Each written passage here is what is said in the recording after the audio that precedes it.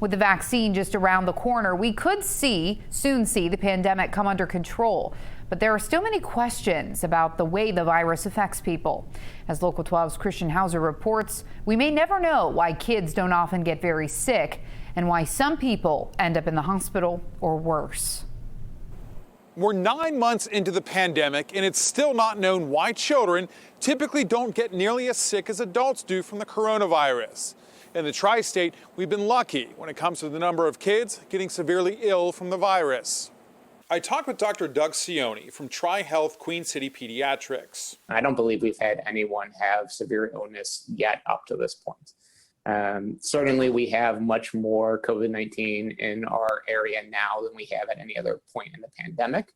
So we certainly raise our risk of having severe cases. Dr. Cioni says the latest numbers he saw from Children's showed about 77 kids in the hospital.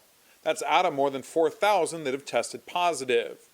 Right now, he says there are still many questions on why the symptoms and severity ranges so wildly, from no symptoms at all to healthy people dying. But why does one adult get really sick and another adult doesn't? Why does one kid get really sick and another child doesn't, even though the first child might have gotten sick from the other child? As the vaccine rolls out, if it works as well as folks are hoping, it could end the pandemic and the virus on a wide scale.